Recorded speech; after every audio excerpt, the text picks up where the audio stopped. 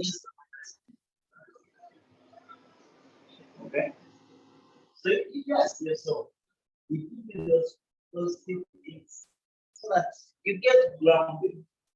Okay, you get grounded because the way you're supposed to apportion liability will depend on the nature. Okay, because they always say you defend and prosecute. When you don't read the law. Okay, remember for purposes of reappreciating workshop one, and even the mode of execution depends on the type of party you're dealing with. You have to have some modes of execution that don't operate against the government. Yes, not so. If you're going to arrest an intention, who are you going to arrest the government? Okay. So if you're going for receivership, what are you going to receive by the government? Does government own the property? Cleaning about everything the government has is for the public. So what are you going to attach? You see? So for you, because you see something say, this is arrest and what? That attachment does not operate in government. Arrest and detention doesn't operate in government. But how are you going to deal that this is the way to do?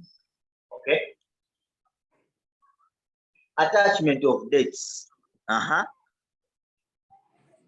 Doesn't operate in certain circumstances. The Garnishee we're talking about, it doesn't operate in certain. Does it operate against the government? Yes, no. You see that the government has money. They receive money from IMF. So you say, or attach. But what determines that? The party you have. You sue the local government, okay? The mayor of India is here, okay?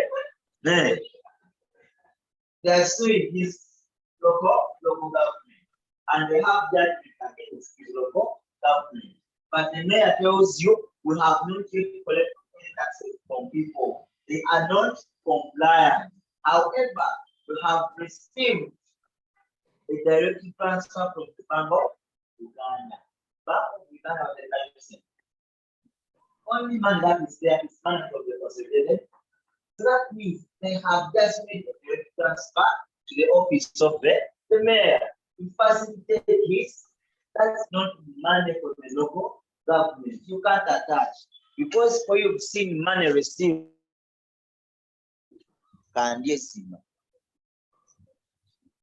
Okay, they don't attach consolidated funds. They tell you that Rashid won a case against Jeff. Okay, but Jeff is a former employee of Uganda Land Commission. Since he's in his retirement age, they have sent him his terminal benefits. Pension. So you want to attach his pension. The law doesn't allow. There is a category of salary they don't attach.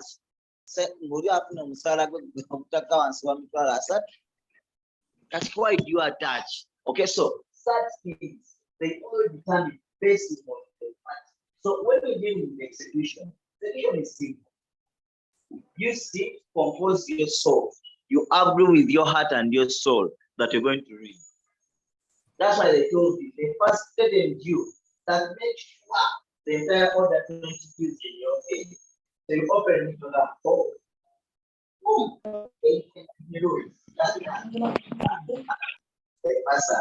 But why? They wanted to threaten you so that you compose your soul. Okay? Yes. So, where I was coming, that was a statement about the Garnishee. You all understand what is Garnishee and where it happens. Yes? Before I go to workshop 2, I want first elaborate on the Garnishee and then to remedies. Because chances are high, your IA is going to come from remedies in execution. You've done the workshop 1. I want to be honest. How many remedies are in that workshop? Workshop 1. The only remedy that is there is objector proceedings. But is that the only remedy in execution? And workshop 2 deals the execution against government and local government. And then maybe setting aside self-executory orders. Because all those orders under the Judicature Act, orders of judicial review are self-executed. They don't need a bail. That's the workshop. But they have left a gap in workshop 1 of remedies. And you also decided this. You value with your heart that it is okay. Let it be there.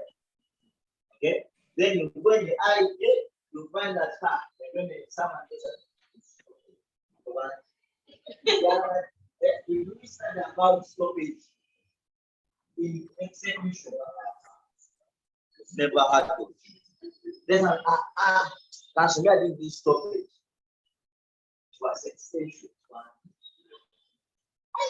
So, but the next day going to sell your cash. But just that you didn't read, you can't tell that those women. So before I cross the others, okay, I want to first bring the gap in workshop 1. Okay, so the following things should put. Okay.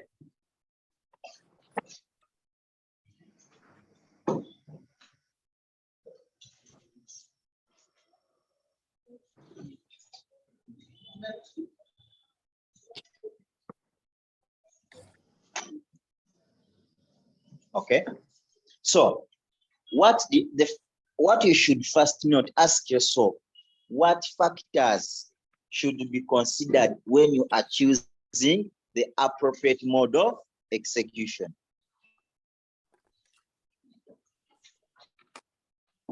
Before you say that I'm going for attachment, sale, okay, attachment and sale, okay, there are things you should first ask yourself, okay, that when I see this, it is an indicator that the mode is this, okay.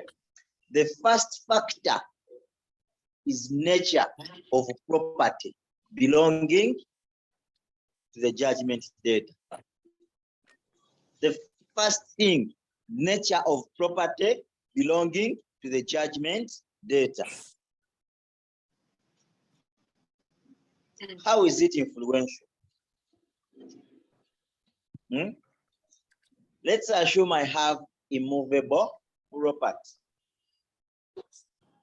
Immovable property, that is land. Okay, the value of immovable properties is different from the value of immovable property, not so? So if I have land, to be honest, on the face of it, what would be the most appropriate mode? Attachment and, but when you say attachment and sale, automatically it calls for public auction. That's when you look at section 48. You see why? Because the nature determines. Let's assume you are dealing with perishable goods.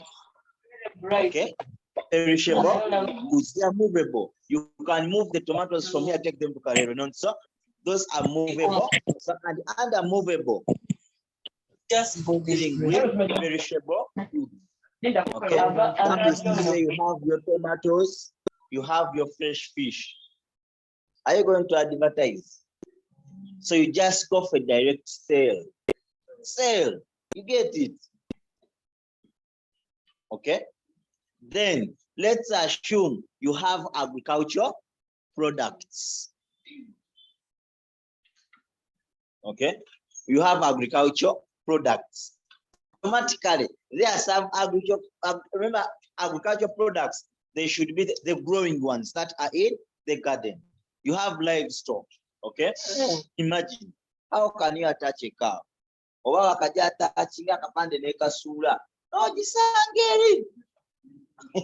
you see the challenge. Okay, You see how it is important to determine. Then if we have money, this guy has no property, tabula, atereka account. You go for attachment of X. If this person is broke, this person has no property and has no money, but their family is huge. So the model will be arrest and detention. And you had everything in your facts of workshop 1. Okay? When the person has counts, seek an order for custody. And it depends. Okay? That's what I've told you. Can you attach and you put the poster you advertise in the newspaper? It's impossible. They run. So you sit and think. Because for you to be able, you can't take them to court. Which court can take cows? But take you one. That means attachment is impossible. Okay? But so what would, so you think between lines. That's why they said the most appropriate would be an application, but it is execution by custody and maintenance. Zibere mikono gyo. Oziwe biwata zigeje otunde. Because there you will be able to get control, but you leave them for attachment. Okay? You get it? Yes? Okay, money on account, it's attachment of debts, what we call the Garnishee. Okay? Agricultural produces, yes, the law talks, they call it attachment, but not this normal attachment. Where you attach, you advertise and leave it somewhere, leave it in court premises. No, that is second to impossible. Okay? So you see, first look at the nature of property before you say, okay? It is attachment, but that attachment is for custody and maintenance. Okay? Simple as that. Okay? Yes? It is also the same, but this one is very simple. You can even put posters around the garden. Yes. Oh, the rule is clear. Explains how to attach it. Okay. Is it rule 40 what? 41 attachment of agricultural produces. Okay. So then, if not that factor, another factor that determines is. And I gave the examples. So the first one we've been dealing with is nature of the property. So it can be movable or immovable property. So when you are dealing with land, it will be different where someone has cows. Okay? It will be very different because cows are movable properties. You can't tame them in one area, you attach them from there. You should have control, so it will change. When they are agricultural produces, today you can attach the kasori abazenyo gainaita yechiro na nogam. You see? So that one is hard. So what they do, it is called attachment, but it is custody and maintenance. You become the custodian of that. Unlike the house, yes, all agricultural produces. Okay? If you are dealing with other movable properties, but when they are perishable, okay, you can't go for attachment and sell because attachment requires you first reserve for some time as the advert is. So this, you can go for direct sale. You have your fresh fish. You will see. Okay? You have milk from Cavalry. Even nowadays from Fort Portfolio.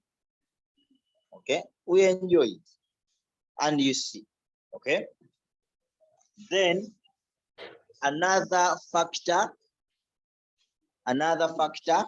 is nature of the judgment data. Nature of the judgment data.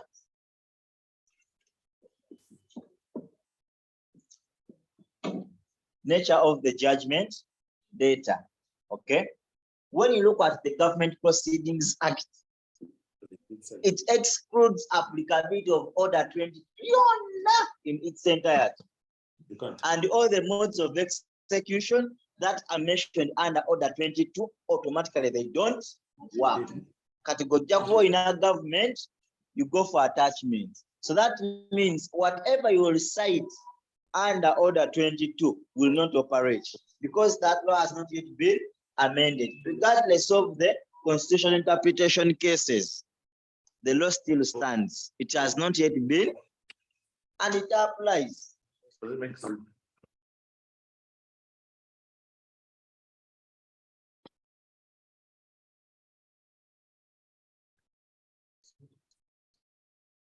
Okay, you get it? So you see, okay. Yes.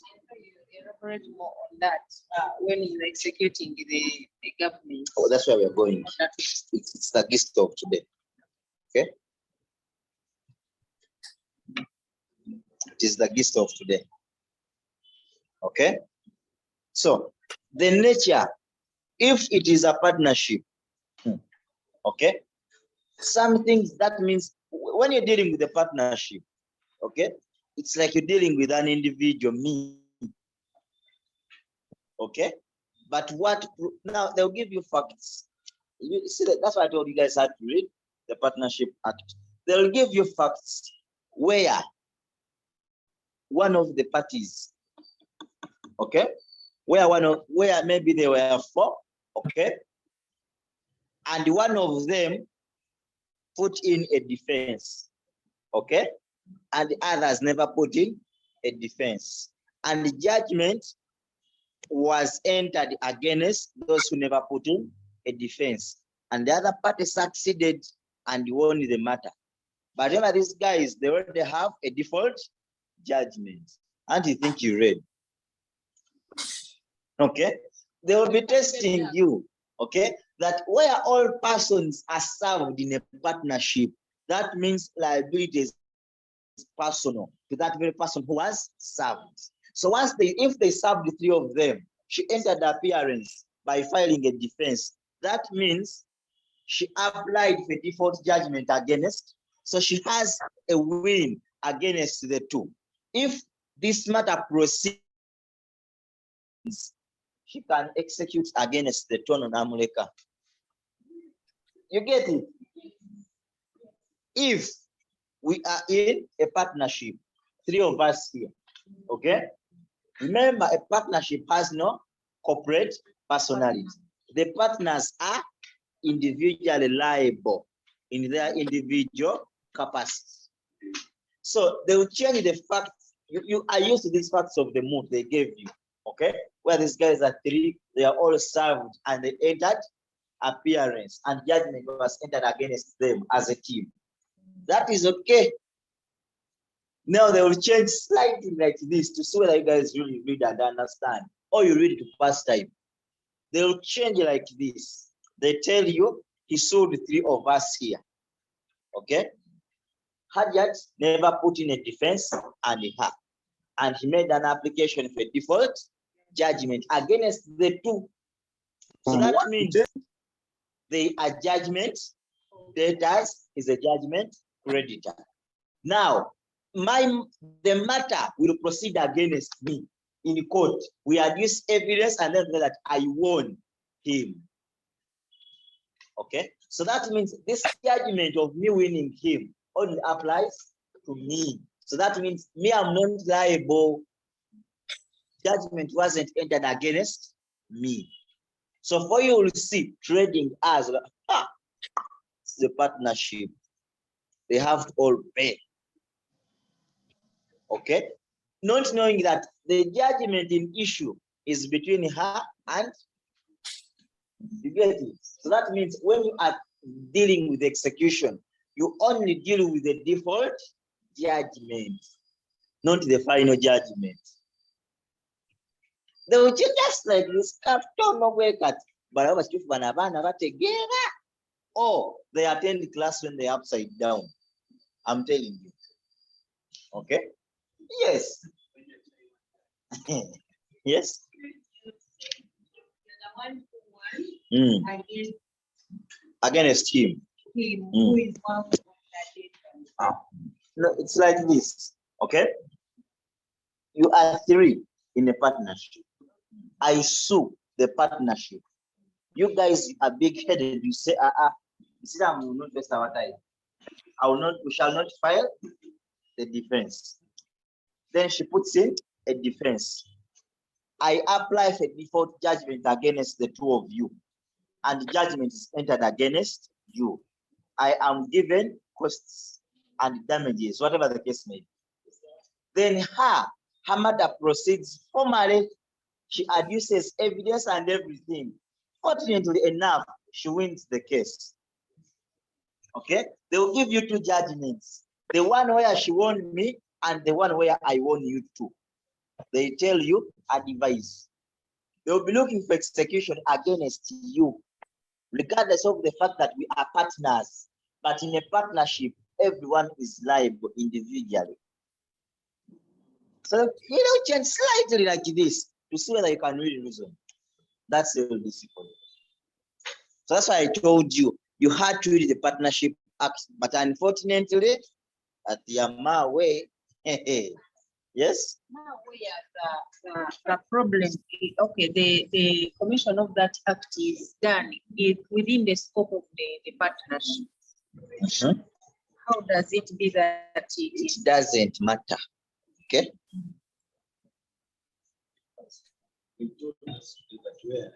For example, in the judgment, they say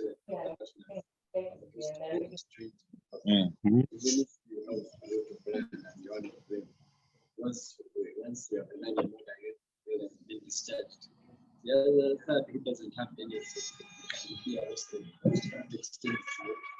Yes, everyone has. If they say jointly, everyone has to bring in a portion. Okay? Yes. It's the same thing. It's the same thing. Okay? So that's the funniest thing. Identifying the party gives you a sure win. Okay? Yes? Sounds rationed. Even if it is a Garnishee, you proceed on every individual's account separately. Okay? Yes? partnership where when the issue is against the partnership, not Yes. by individual, how do you proceed against a person? You proceed against them on individual basis. Reason, the Partnership Act is clear. In a partnership, every partner is liable. The partnership is not liable because it has no corporate personality.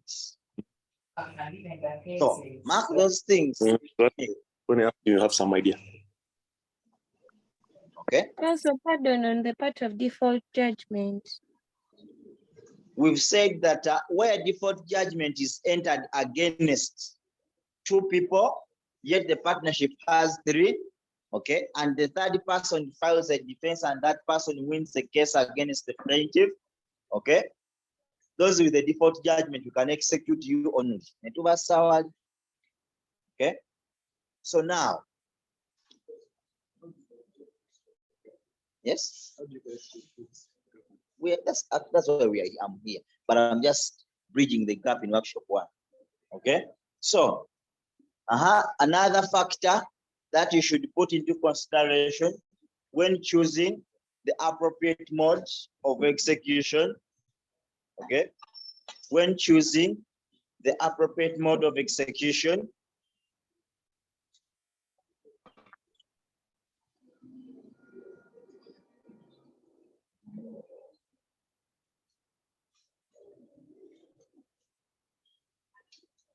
is your interest as you. Okay, sometimes it's known as the deep pocket rule. Okay, we have modes that don't bring money very fast, and we have modes that bring money very fast. So when you're choosing a mode, you'll choose detention, arrest and detention, or Mudunga Yaguba. Arrest and detention. Yes, that's the challenge. Let me tell you, you see those rich guys, live la.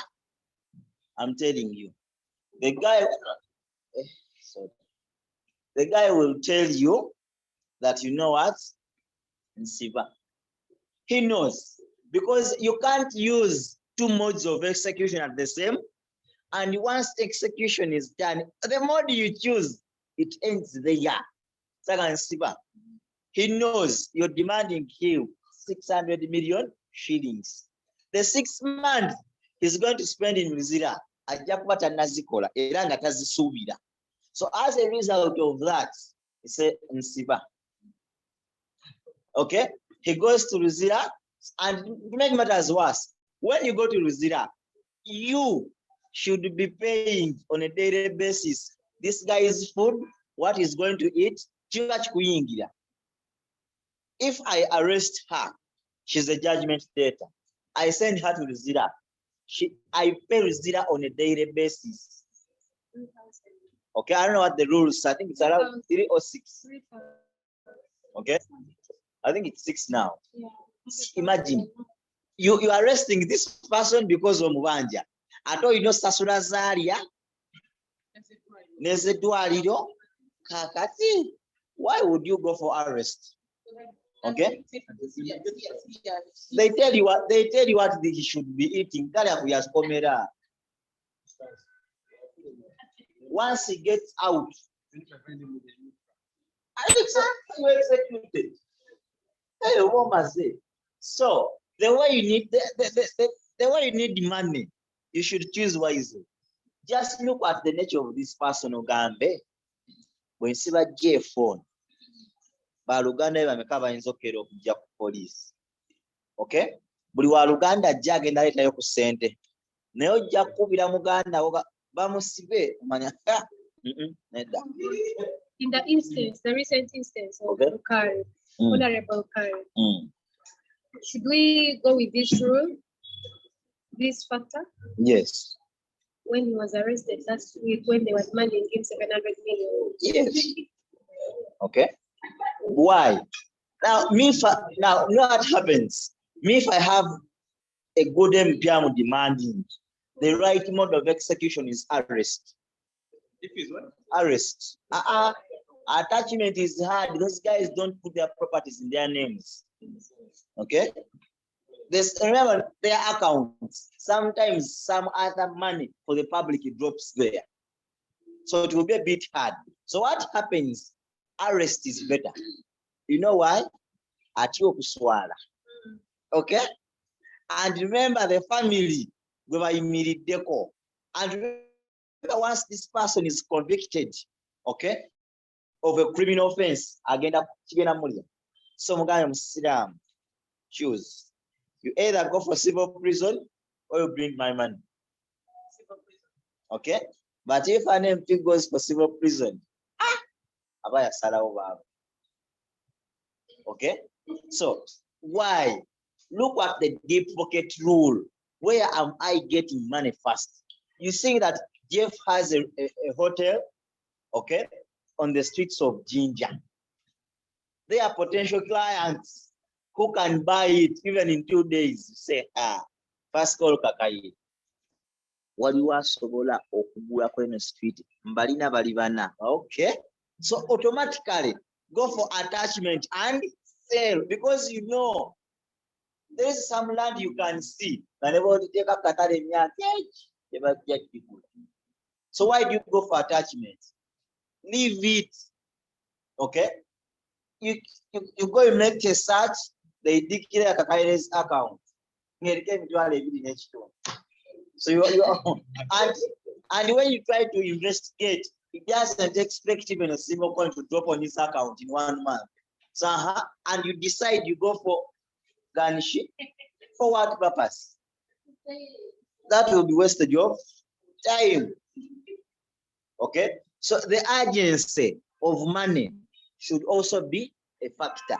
Lawyers don't make losses. When you see that, okay, Jeff has a hotel, you first come and sit and say, on a daily basis, how much does he collect that 4M, okay, I need the receiver here. You know the meaning of, even if it is 2M on a daily basis. Yeah. Send me a bank. I can fit on a daily basis. You get it? So once you see that this person has daily flow of income, don't waste time to attach. Because once you attach, you have to advertise, you wait for 30 days, and within that period, this person may challenge. Go for receivership. They start collecting your money, you come to the receiver, they don't know maker. Korako, you go back until the money is done. Okay? So the agents of money determines the mode. You'll go for tomatoes. Hey, yes? You. Hey, because it's collecting your money. Simple as that. So when you get facts, first ask yourself, on the factors we've seen, what factors do you have? Because also choosing a wrong mode is the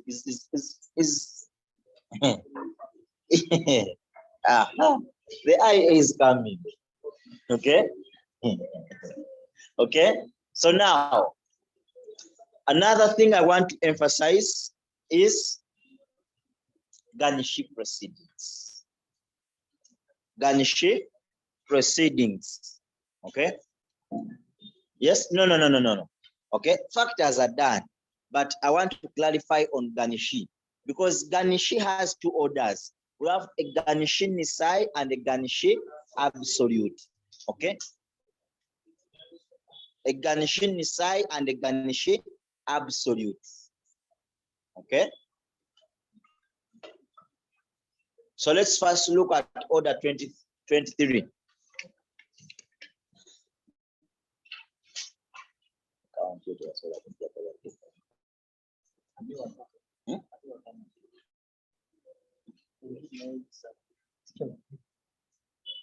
Okay. Order 23. It's called attachment of. So sometimes it's called attachment of dates. Why do you think it's called attachment of dates? You'll appreciate that best in third term. Let me explain. A bank and its customer is called a bank-customer relationship. But that relationship has categories. We have lender-borrower relationship. Okay, we have debtor-creditor relationship. So that one comes from debtor-creditor. Why? Once you put money on the bank account, okay, it is payable on demand. You demand someone, you never gave money. You get it? That's why it's called attachment of dates. Literally, once you deposit money, you're demanding the bank your money. That's why in the law of banking, we call it payable on. It doesn't matter how have you placed your demand. By way of a Visa card that you put in the Visa card, they ask you, enter amount, oyagala yomeka. Bakutemera bakuzizo. Okay, you say 20,000. They give you 20 on 2M. Okay, so you will be remaining demanding them how much? 1 point. You get it? So that's why it's called attachment of dates. So when you see that mode, we attach someone's bank account. Reason, that account, you are demanding the bank the money that is there. But sometimes we are not certain how much is on that account. And remember, in a bank customer relationship, we have what we call a duty of secrecy, stroke confidentiality. You can't just wake up one morning ogambe ha munkewe kwa account ya mchara wanga nemeka wagba ine wa mchama sana emyaka 10 tebasobola kugamba ne wa mchara nga akola mu banka tosobola kumanya zali nayo. That's the worst part. Chokaye muyaya solokebera kuyiyo. Okay, bank why? So as a result of that, when you read order 23, it has two orders within it. It has what we call Garnishee Nisai. A Garnishee Nisai is the order you first seek for bank, okay? And after getting it, you serve it to the bank. You tell them, come and explain to court, okay? What details are on this account, okay? So they'll come, they say, now, you see this account, it is a joint account. And besides that, this account is for an NGO. This person is just a mayor, but this is how much is on that account. So they come to, it's like a notice to show cause why that account shouldn't be frozen. Okay. So by that Garnishee side, the bank, you are getting a court order, the bank to declare what is there. So that once they declare, you get it. Okay. Once that Nisai comes out, it is directing the bank to come and tell us the information we need. Because you don't know. You say, you know, bank account ya Aisha. Ngaye bumukanana bumukanana I think she's spending end of month deductions. Okay. Now you say,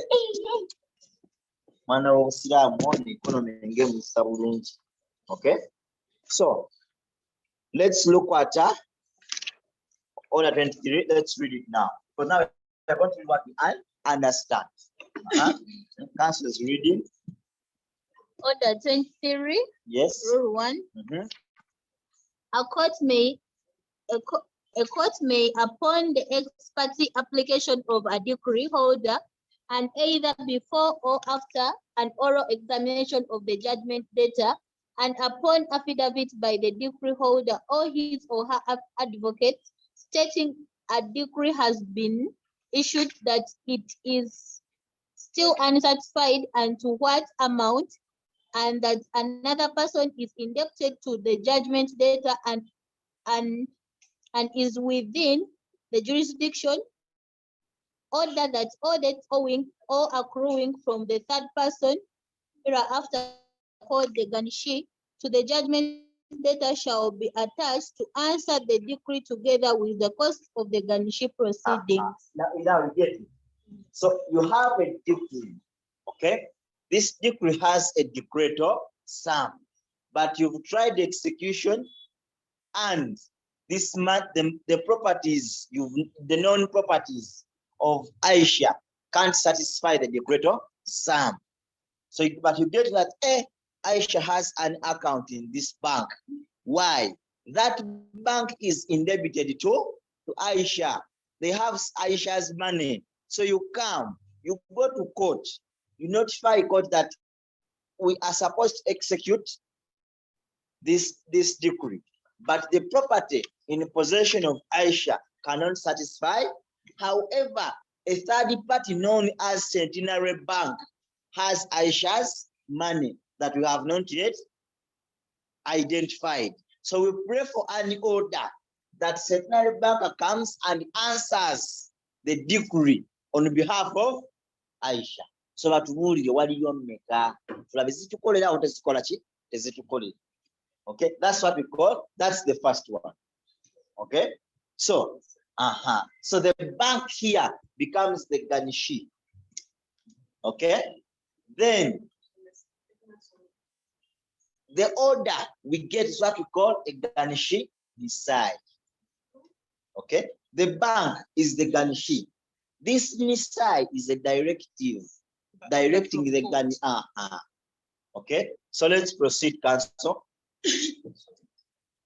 Sub-rule 2. Yes. By the same or any subsequent order, the court may order that the Garnishee shall appear before the court to show cause why he or she should not pay to the decree holder the debts due from him or her to the judgment debtor, also much of the debt as may be sufficient to satisfy the decree together with the costs aforesaid. Now, that is what we call a decree. So now, after you make the application, court will tell the bank, you come and tell us why you shouldn't give that man on that account to Rashid in order to satisfy his decree against Aisha. Then the bank will explain why the money on that account is not sufficient. If not, this account receives, or maybe this account only receives money on a monthly basis, and even it has a standing order. What that means, the account will never be with money. They're showing the cause why they have no mandate to pay. Okay? Because we have government, nsasulira oyo emitwalo 10 nojjanga ayinamu gumu 2 ogwamu amaanyi. You get it? So that's what happens. Okay? So now let's go to sub rule 3. Sub rule 3. At least 7 days before the day of hearing the order nisi shall be served on the Garnishee, and unless otherwise ordered on the judgment debtor. What does that mean? That once, okay, that when you get the Garnishee Nisai, okay, you serve it 7 days before the bank comes to answer the questions about the Aisha's account. So that they prepare within a week, they cross-check the bank statements of Aisha, they come with proof that Aisha is a broke African with no hopes of getting money any soon. Okay? Let's proceed. Sub rule 4. Service on the data may be made either at the address for service if the judgment data has appeared in the suit and given an address for service, or on his or her advocate if he or she has appeared by advocate, or if there has been no appearance, then by leaving the order at his or her usual residence or place of business, or in such other manner as the court may direct. Okay, so you saw they're talking about mode of service. That one we don't have any problem. Look at effect of a Garnishee order. A Garnishee order. Okay, order 23 rule 2. Rule 2, effect of the Garnishee order. Service of an order that debts due to the judgment data liable under a decree shall be attached, or notice of the order to the Garnishee in such a manner as the court directs shall be.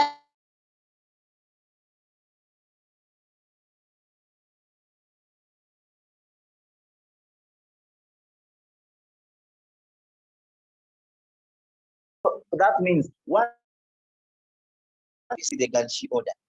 The mandate of paying is now in your Ghana. Just refuse to pay me. I will sue you for contempt of lawful orders, of course.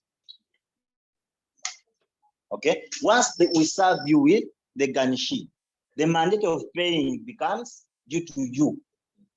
Okay, once we serve the Garnishee to the Garnishee order to the Garnishee, okay, the obligation to pay comes to the bank. Let them refuse. Okay, so what always that order brings, what we call freezing of the account. Imagine a businessman, okay, whose account has that order. Money aina container B, I know this asura, nesende zirudawa.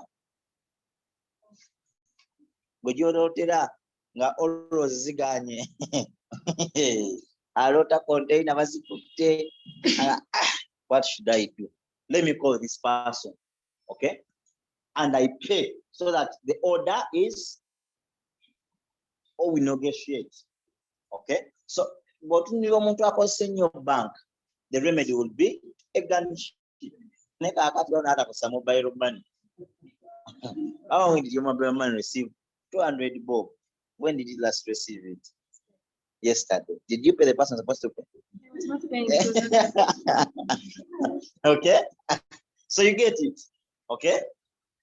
That's why by the currently, when you lose money on Airtel money or MTN, they no longer give you that money. They say, go and get a court order. Yes. You've sent money wrongly to someone. Try it and see whether it will operate. Okay. They block, but it doesn't come back to you. So you have to go to Airtel. When you go to tell you, bring a court order. You know how many people have lost money under that street? Okay. You know how many people? Because you've lost 300K, they tell you bring a court order. When you go to Nakawa, Kiraka Nagama, or Inamwasa, I don't after getting the order, you're not sure.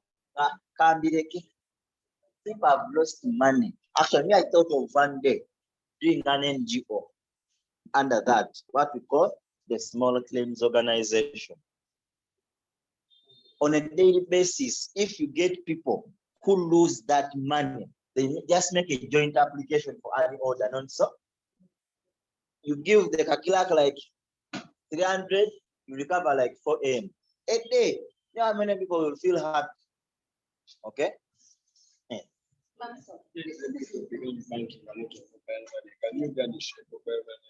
Okay? You get an order and serve it to MTN.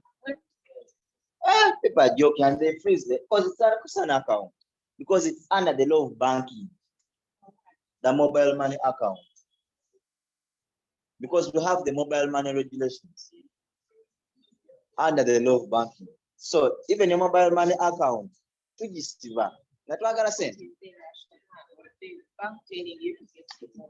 okay? The rationale to be sure that you are the right person.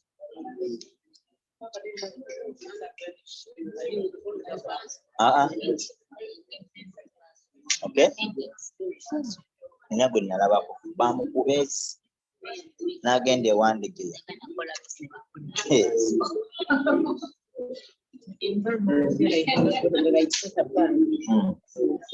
No, this is how it happens. A Garnishee, you're demanding me, okay? But I have a bank account in this bank, okay? The properties I have, Tezimala your bank.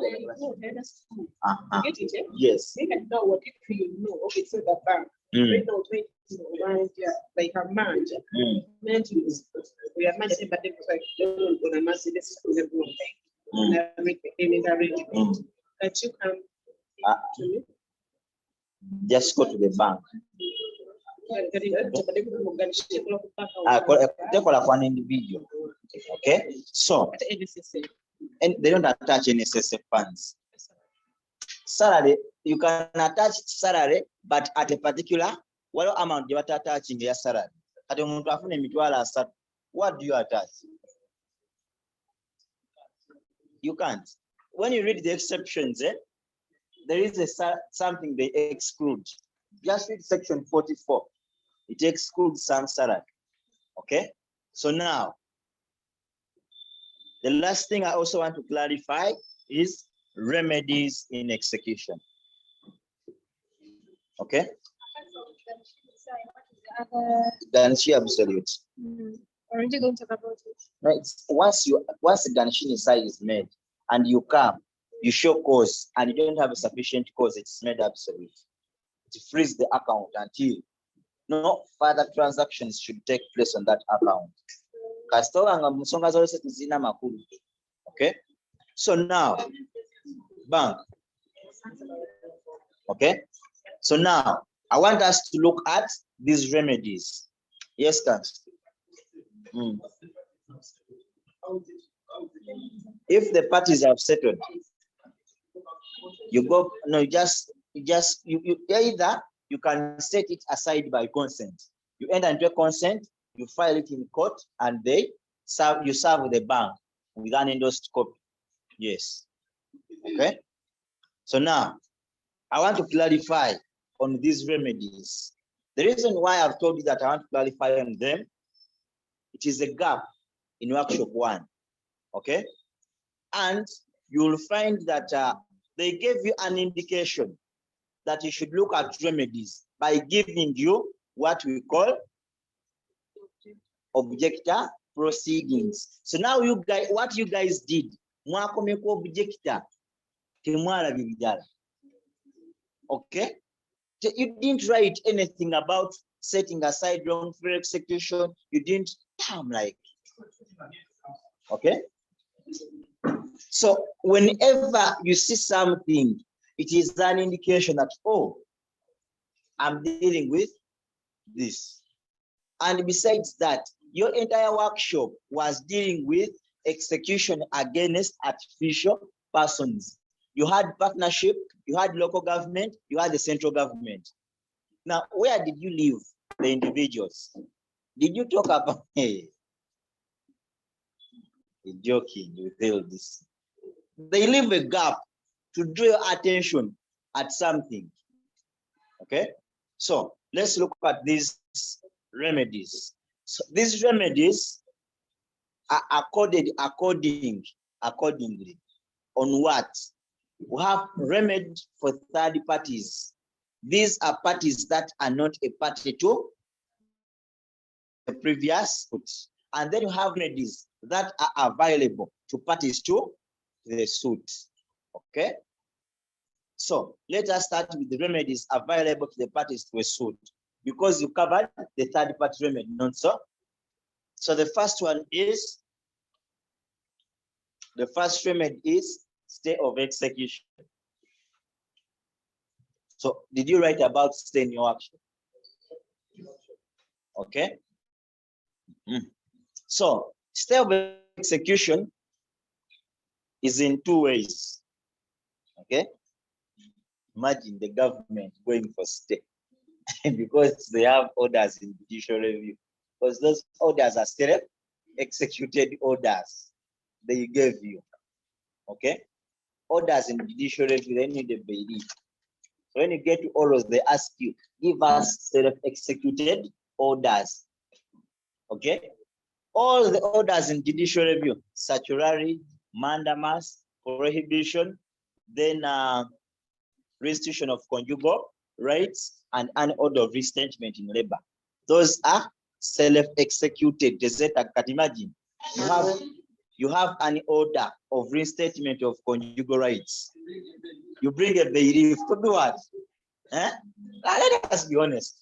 Eh? Eh? Okay, we have prohibition, mandamus, statutory, reinstatement. C.I.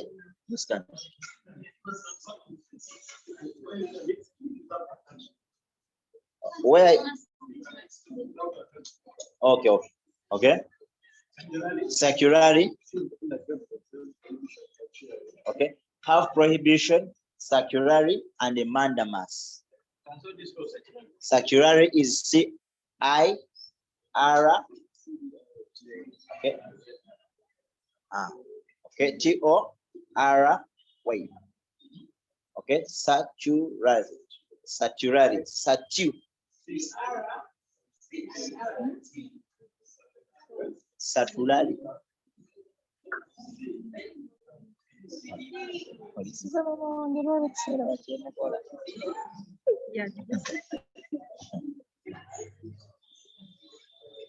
Okay, so those 5 orders, they don't need a bailiff. We have statutory, okay, prohibition, mandamus, restitution of conjugal rights, animal family, okay, marriage.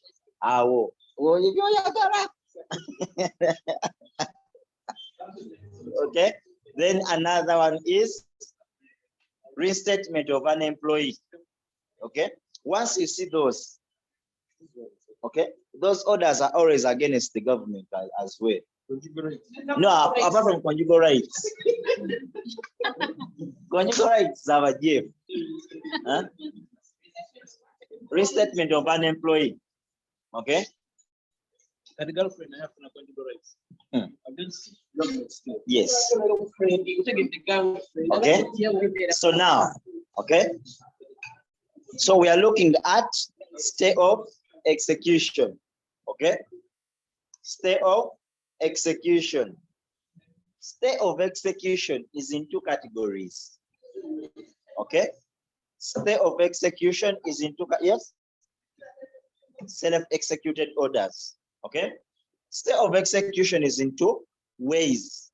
We have execution under order 22, rule 23. We have stay of execution under order 22, rule 23.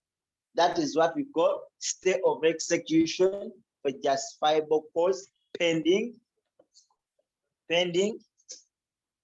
appeal.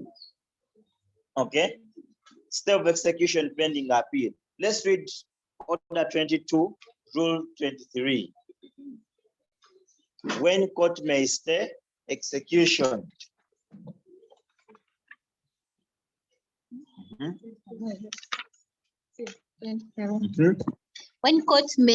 When court may stay execution. Sub-rule 1, the court to which a decree has been sent for execution shall, upon sufficient cause being shown, stay the execution of a decree for a reasonable time to enable the judgment debtor to apply to the court by which the decree was passed, or to any court having appellate jurisdiction in respect of the decree or the execution of a decree, for an order to stay the execution, or for any other order relating to the decree or execution which might have been made by the court of first instance or appellate court, if the execution has been issued by the appellate court, or if the application for execution has been made to it. Okay, so what does that mean? Okay, what does that mean?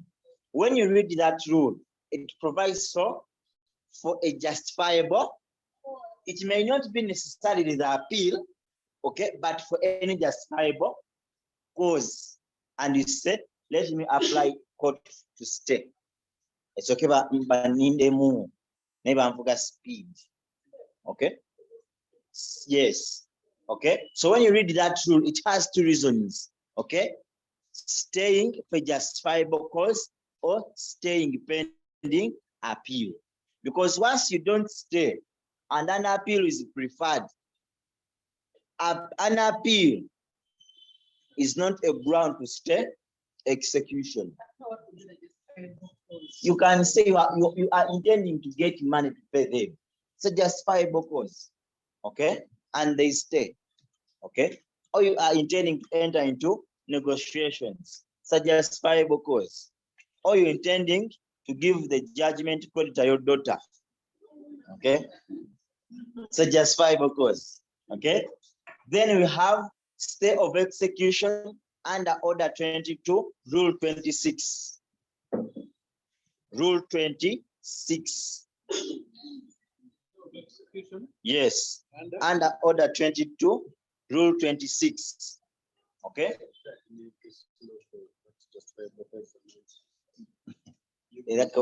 All the cases say there is no universal definition of justifiable cause. It's a case-to-case basis. Okay. Now let's read rule 26. Rule 26, stay of execution pending suit between decree holder and judgment debtor. Where a suit is pending in any court against the holder of a decree of the court in the name of the person against whom the decree was passed, the court may, on such terms as to security or otherwise, as it thinks fit, stay the execution of a decree until the pending suit has been decided. Okay, what does that mean? If I sued Mercy, okay, and I won a case against her, I become the judgment creditor, stroke decree holder. So I want to execute. But if Mercy also has a suit against me, okay, in the same court, which is likely to be concluded in her favor, that means soon she's also going to become a decree holder.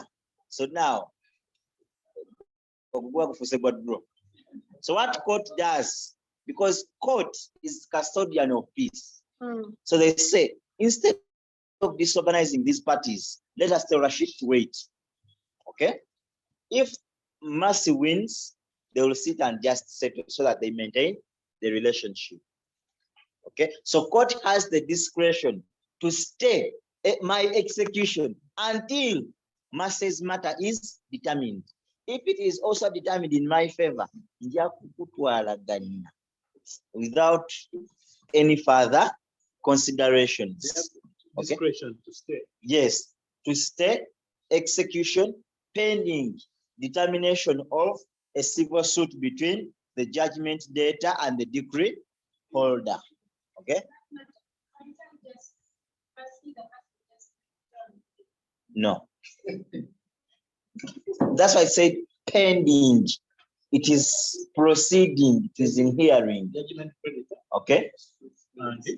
And the judgment debtor. Okay. We've said that under Rule 26, I win a matter against Massey. Okay. And I am intending to execute. I've made an application of execution. But also Massey has a matter against me. And she's likely to win that matter. Separate suit. Yes. But she's likely to win. Okay. So it's a civil suit. Okay. So if she wins, she will also execute, not so. So to avoid that collusion, court will stay my execution pending determination of her suit. So if she wins, we shall reconcile. Then appeal it. Yes, Then appeal. it's a suit. It's also a suit, counsel. Then appeal also. But not that. If it's an appeal, she'll go under 23. Okay. This should be an independent suit in 26, not an appeal. An appeal falls under 23. Okay. Staying of execution pending a civil suit between judgment debtor and the judgment creditor. Okay. Yes, you want to set aside certain judgments. Mm. I mean, you cannot set aside. You cannot stay the execution. Maybe you were not served. That is a justifiable cause now. But that's the thing, I said execution. Okay. I'm meaning. Okay. Maybe It is not an appeal. It's not an appeal. Yes. But you are intending to set aside a But I default think that they judgment. are going to execute the property. So it is a justifiable cause. It also goes under 23. Okay. Okay. Creditors. Because this person has become a judgment creditor against the other. Mm. The other will also win the case. So what happens? it's upon you to seek, you settle. You negotiate. Yes, and reconcile. Okay. So now, when the facts come out, don't rush, because you may say, this is the state, and you go with the wrong state. Take your time and differentiate which state they need. Okay. Take time. Is 23. Yes. They are two separate things. But Yes. under that rule. Yes. So take time. Okay.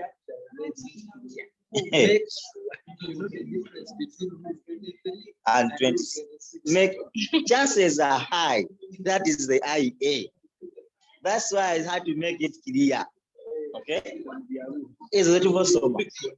Never I. Okay. Yes. Explain. Mm. I wanted to ask about the other insurance. Depends on the eminent state of execution. When you've been served with a warrant, okay, that is eminent. You go for interim stay. You don't wait. Okay. Bailiffs don't wait. Hey, you've never seen a bailiff when I go to Waraganya. Allah. The bailiff, ask this one how they do it. Okay. So another remedy. After execution, you as counsel, you can settle with the other with your After execution. You have said probably 160. You can go and you settle with the creditor. Tell him, okay, you bring 100 and court won't stop. But you have to file an inventory. That's the challenge. Because it was like mediation, almost like. But civil matters, anything that comes to civil move court, that's the beauty of it. Okay. Not just. Mm. So, Okay. So another remedy. Okay. Yes, this one a stay of execution. But mark that stay of execution is only and only available to parties to a suit. Council, which order are you talking about? Order 43 or rule 43? Order 43. Yes, it is still pending appeal in the Court of Appeal. Okay, it is also, but it is also engaged under this. Okay. Okay. still, it's only available to parties. Parties to a suit. Then another remedy we have. After stay, the second remedy we have is stoppage. It is called stoppage of execution. Okay, stoppage of execution. Okay, stoppage of execution. Go to rule 65. Order 22, rule 65. So under that rule, we have two remedies. We have adjournment and stoppage. They are two. Order 22, rule 65. We have adjournment and stoppage. They are two remedies. So just first look at stoppage and then adjournment. Okay? Under order 22, rule 65. Order 22, rule 65. Let's all first get clear, then I explain. Okay? It has two remedies. It has stoppage and adjournment. So facts nakola stoppage. Okay, what? Isn't that in sale of goods? I'm telling you, your predecessors did that, but getting the answer. Okay? Because they know. You guys don't read a lot. They know. Okay? Castola learning out comes this. I'm on task 4. You just post in your groups. Anyone with the task 4, like it comes, yeah. You remove the farm and the name. Family that okay. So let's read. Let's read rule 65, sub rule 3. Rule 65, sub rule 3. The remedy of stoppage. Okay. Rule 65, sub rule 3. Adjournment or stoppage of sale. Then sub rule 3. The court may, sub rule 3. Every sale shall be stoppage. Every sale shall be stopped. Every sale shall be stopped if before the lot is knocked down. First stop there. Before the lot is knocked down. What is the lot? Before the last hammer. That means you have the right to stop before the sale is complete. Never younger guy. Because once the plaintiff gets the money like this, the sale is complete. So make sure. So they'll give you facts when advertising is done. Okay, public auction is done, and the successful bidder has been nominated. Okay, what is just awaiting payment, and you get the money they demand. Okay, and you get the company like this. So that means you have a right to apply for stoppage. Okay, good. Okay, so.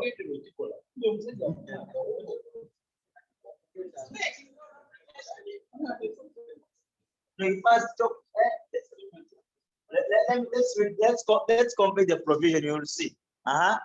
So when you proceed, they are giving us conditions upon which an order of stoppage may be granted. Proceed, Council.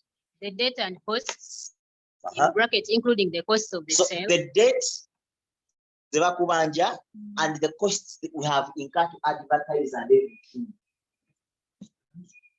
You see that now, payment bits can't work.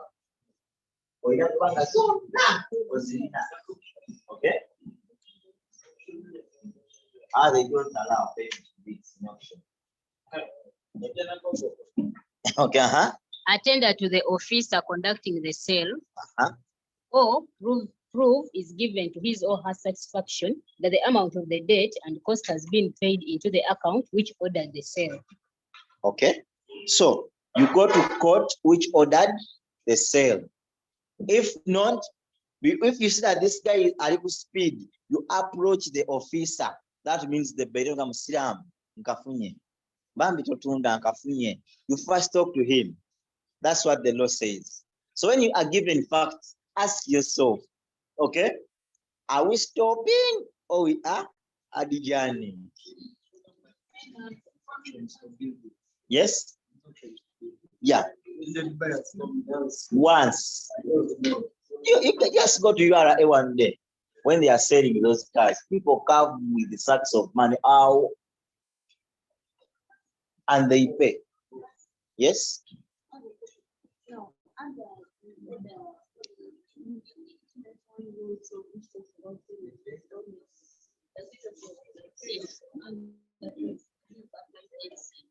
Under this, when you're stoppage, doesn't allow.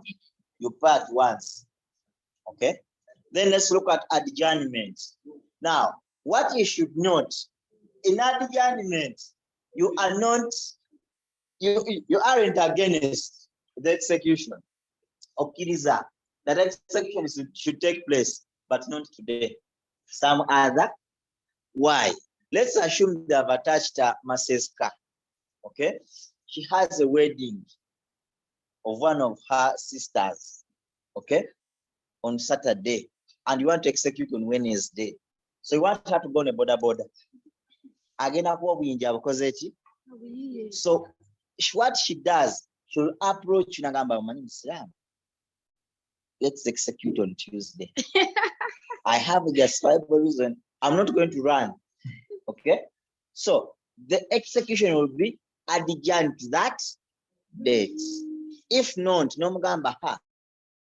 Truth is, I'm expecting some money. Next money, but it's between this week and next week. So let's hold on a little bit. If I don't get money within that time, you can proceed and okay, you are adjourning only time, but you are not against execution. You are okay with execution to take place, but not that day and time when the order is directed. Okay? Let's proceed. Let's read the law. It is Rule 56, Sub Rule 1.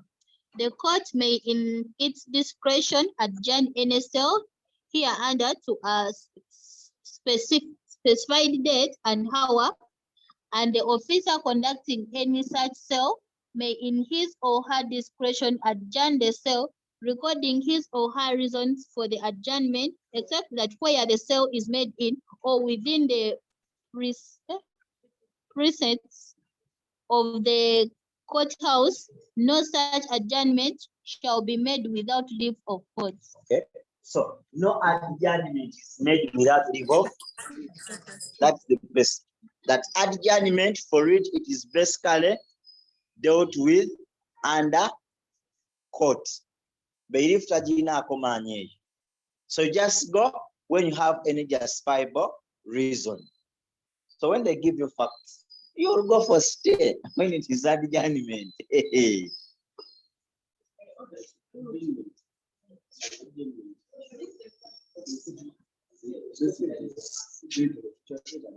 Yes, that's the key reason.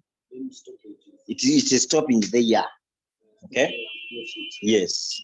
Then the last remedy, and you go to workshop 2, is okay. Yeah, I'm going to maybe this. Okay. The last remedy is setting aside wrongful execution. That was the contention with the moot. Some people were saying that the moot is setting aside, others Stay others. I'm like, yes. Setting aside wrongful execution. On the onset, we set aside something that has already been done. That's why we setting aside Counsel. ex-parte judgments. Okay? Yes? Counsel, Yes, yes. kindly, I'm sorry to take you back. Can you explain for me again on the issue of adjournment as a remedy? We said adjournment only operates where the judgment data is not contesting the execution, but only says you will execute, but at a later date, not the date mentioned in the warrant, when you have justifiable reasons. Okay?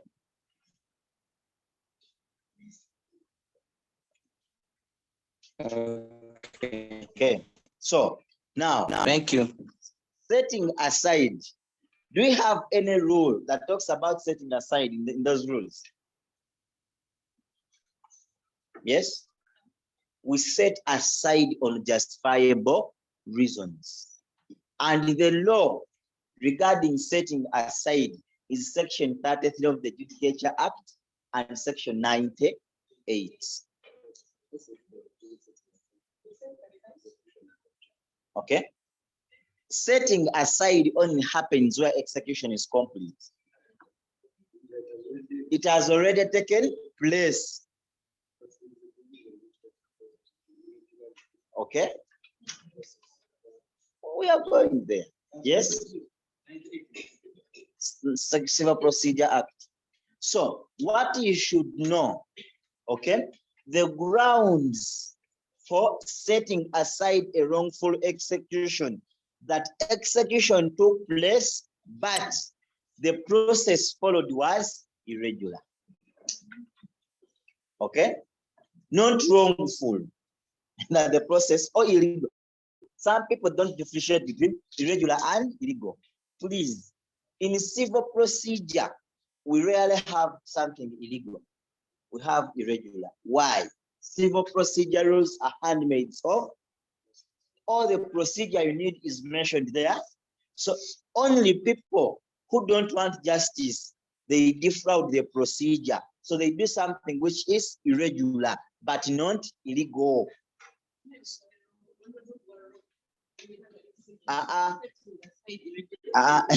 No, why? Why is it called wrongful? Okay, because the law provides for the procedure of execution. Okay. I'm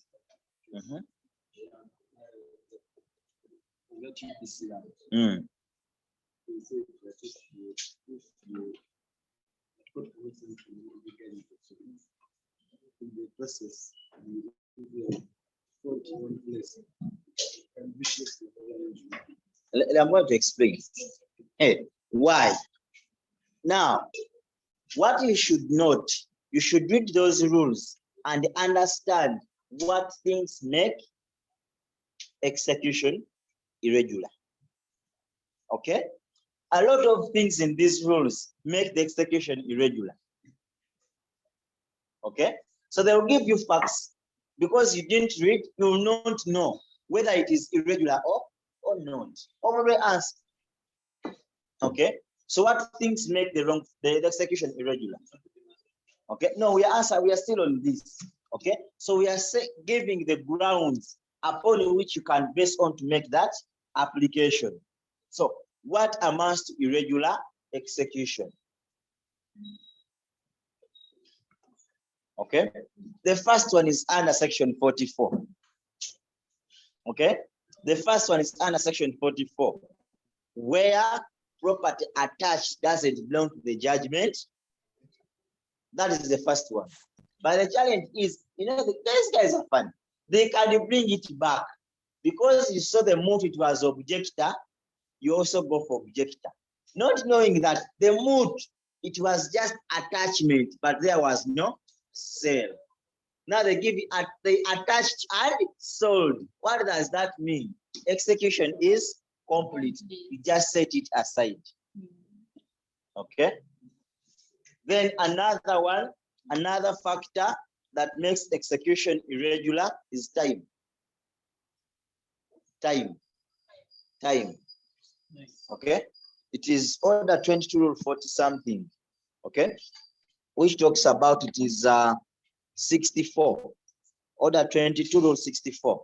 Okay. Once you are going to sell, the law says that, let's read counsel. Time of sale, 64. No sale hereunder shall take place until after the expiration of at least 30 days in the case of immovable property, and except in the case property of the nature described in Rule 40, Sub-Rule 2 Those are perishable goods. of this order of at least 15 days in the case of movable property, calculated from the date on which the public notice of sale has been advertised as provided in this rule. So now they will give you facts where someone advertised movable goods or immovable, and after the notice, this person sold before the expiration of the statutory time. That means it is irregular. You didn't give me sufficient time to think about myself. Okay. Those are two grounds so far. Not so? Yes. Okay. No, it is 64. No, 44 section. It's a section where you deal with property that does not belong to the judgment date. Okay. Okay. Then another factor, who has the court bailiff rules? Okay. Let's open those rules. Is the bailiff mandated to pay the judgment credit, or he takes the proceeds to court? So they will give you also that, and you fail to pay. Yes. Are you there? Councillor Rashid. Yes, yes. Council. Yes. Open.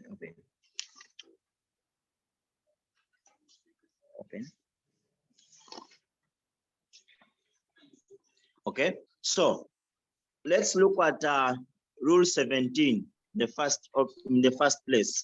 Rule 17 Council. is to the effect. Council, hold on, okay? Hold on a little bit, eh? We are trying to beat time, okay?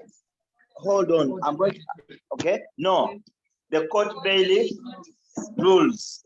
Rule 17 says a court bailiff should not sell to himself or herself, a relative, a partnership where he has any interest, or a company where he has shares. Okay, you had what you call ethical consideration, conflict of interest. Okay, but now they give us this calls council. What do you want to know? Jump.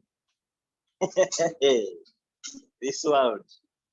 Okay, so they will give you facts where the belief sold to his relative. Council, what rule? It is Rule 17 of the court. Rule 17 of the court bailiff rules. Okay. Yes.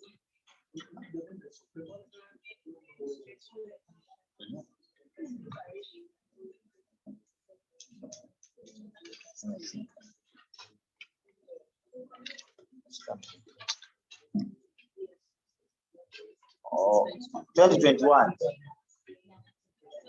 What for 2022? Was that rule amended?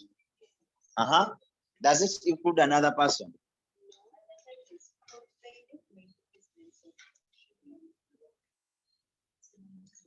$17. Okay. Let me first bring. Okay. 17 was amended, yeah? Okay.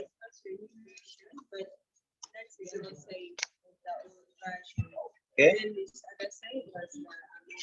So in the amendment, it is Amendment is in front here when she has folded it. Okay, that's the one she read, but this one is saying rule 18. okay. So in the amendment, it is rule 18. Okay. It's the same content. Okay. In the amendment, it's the same content, yeah? But it's plain 18.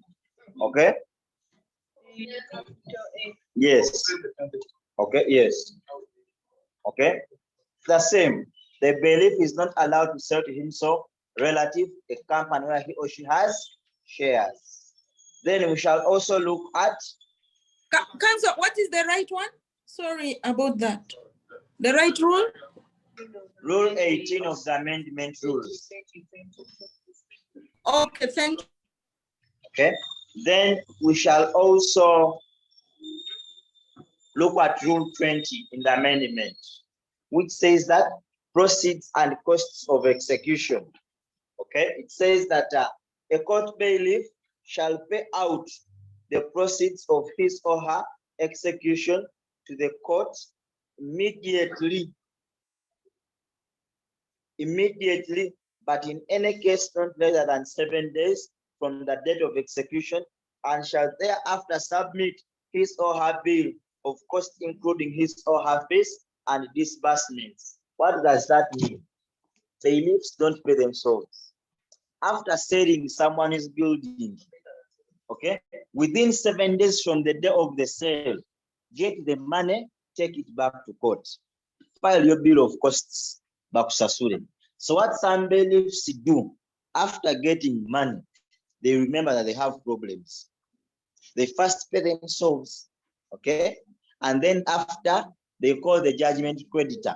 They give him money. Okay? So once you see that, it is irregular. That's not the way how execution is done. Okay? Yes. Yeah. Yes. I just filed. What happens? The law says once after execution, whatever money you've gotten, take it to court. File the bill of costs. They tax your bill, they pay you, and the balance goes to the judgment, but not you, the bailiff, to pay the judgment credit. Yes. That is practice, but not the law, because it is we who can get the bailiffs. What now again? I'm first getting, yes.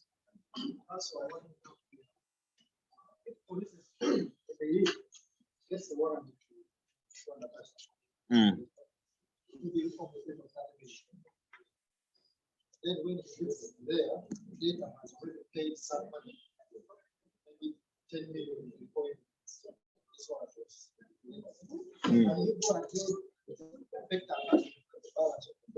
What happens?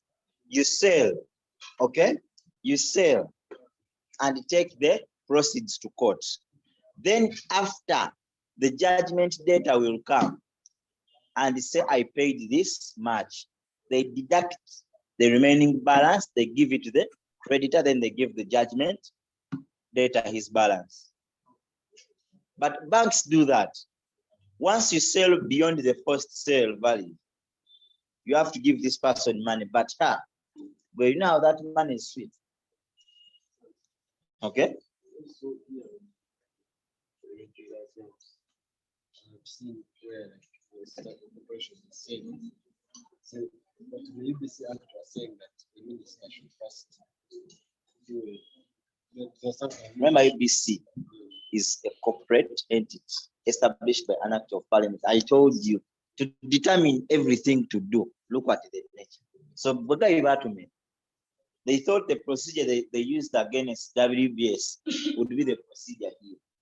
This is a scheduled corporation. Government has money in it. So you think it can just go like that because you wanted money? Okay? It is one of the richest institutions. Okay? Your TV station is single sasuro kusalo munji. naye abakozi baayo batunula nga abali ku bakos.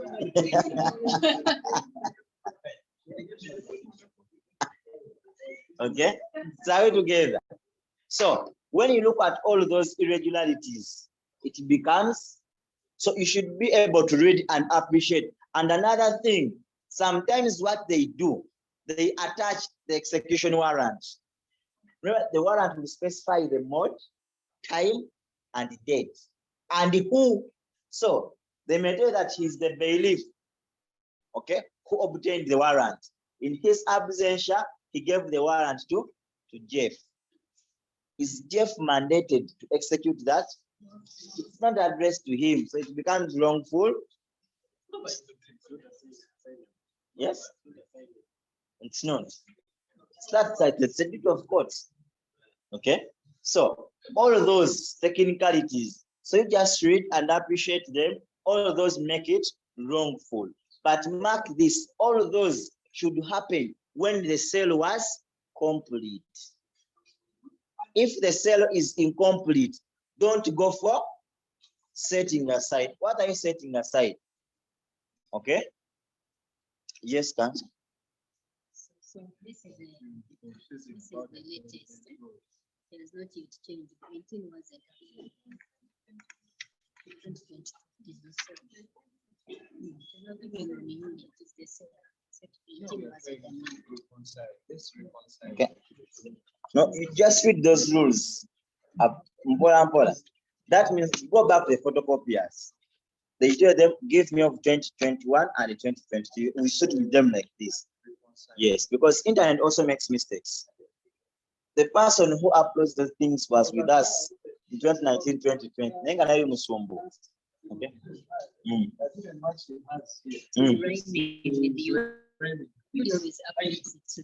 Okay, let's wait, we shall. Okay, so in the first instance, that's what I wanted to clarify. Okay, so kindly allow me. It's by notes of motion. It's not. The law doesn't sanction something that is set out in the law. It's not contentious. Okay. Council, Yes.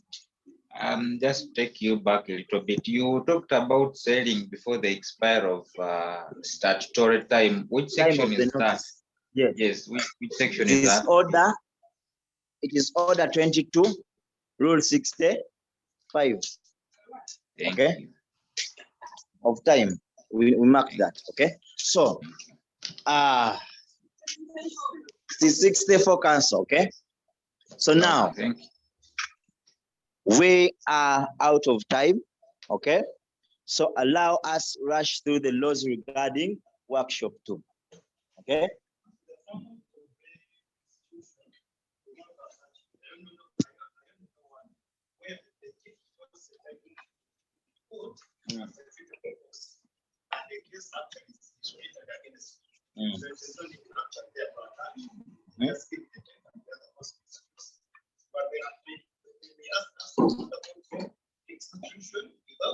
Attachment. But there is what it's there. People enter a constant judgment and they put it as a condition. I have a constant judgment where it is. Without it just it goes for execution there and then. Okay.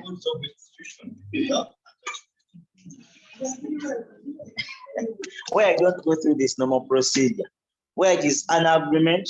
Remember, the essence of security for costs, okay, is to ensure that the party will be available. Okay. Yes, you said I'll be available, I'll pay the costs. Don't waste time demanding me. Okay. So let's do this within 30 minutes and we call it a day. Okay.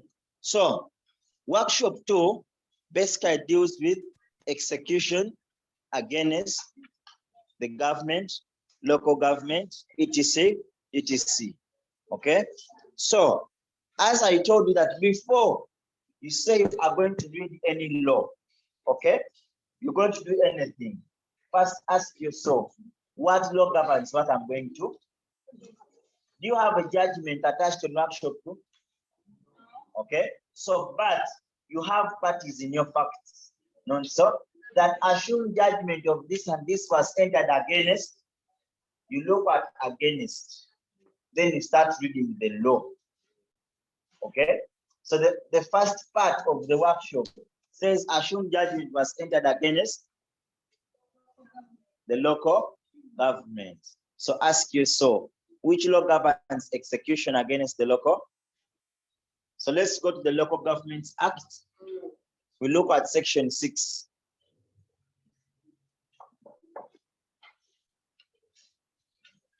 We have servants of the local government here. We have servants of the local government here. Okay. Section 6. Let's look at section 6. How is your act? How should I differentiate? Aisha Biggie. Aisha Mzungu. Okay, let's get our acts. Okay. So let's look at section 6. Are you there? Let's look at section 6.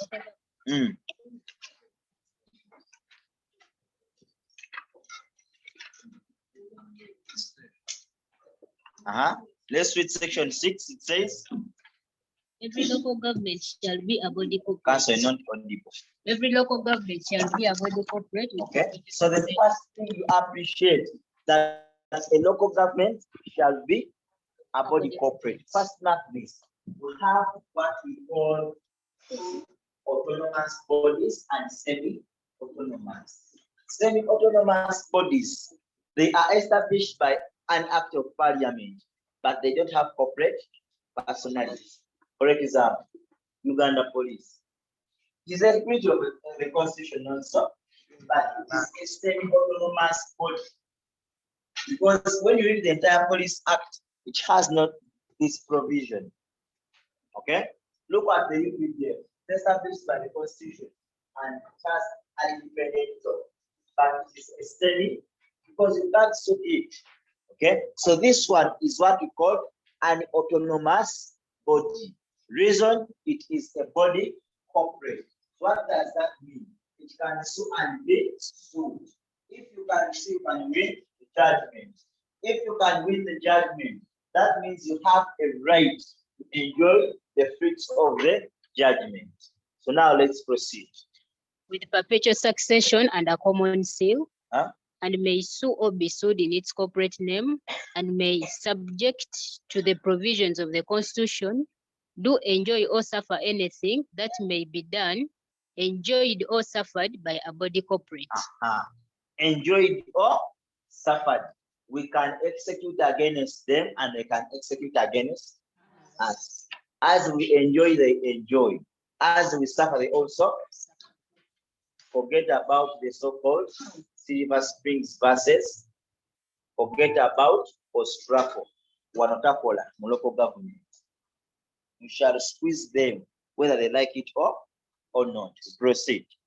Notwithstanding the provisions of subsection 1, no execution, attachment, or process in such nature shall be issued out of any court for enforcing payment by local government of any money or costs against its fixed assets and statutory transfers. Stop there. What does that mean? Whenever you are executing against the local government, they are exempted on only two things: fixed assets and then statutory transfer. So ask yourself, what are fixed assets, accounting and taxation? What are fixed assets? Okay. So the exception is that when you are executing against the local government, we don't execute against their fixed assets and then statutory transfer. So what understand? what is the statutory transfer and one is fixed assets. Okay, who is an expert in taxation? Hajat.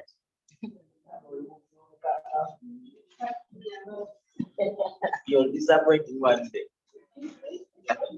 Okay, what are fixed assets?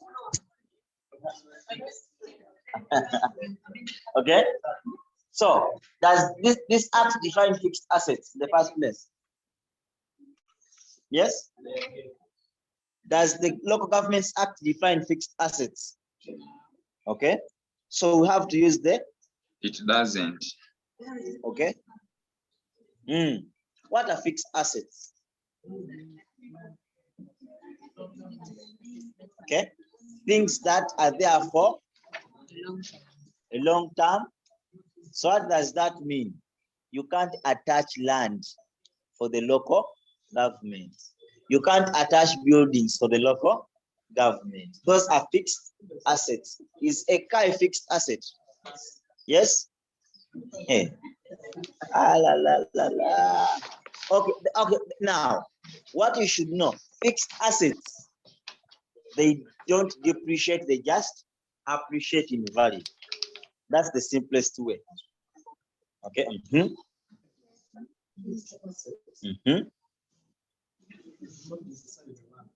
Something that you can use in your business for over a period of 1 year. So even this furniture, the computer, the car, all those are what? Fixed assets. Okay. So there's okay. An accountant has said that fixed assets, these are assets that you can use for more than 1 year. Okay.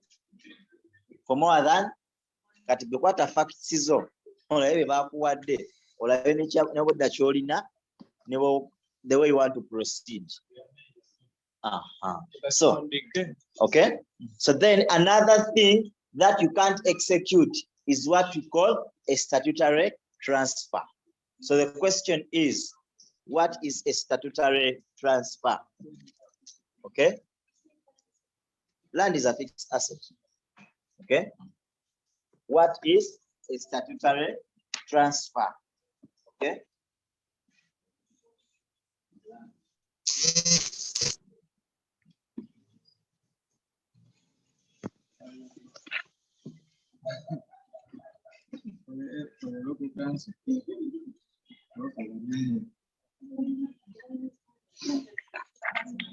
Yes. Fixed assets, we're just using the common appreciation of the law. Okay.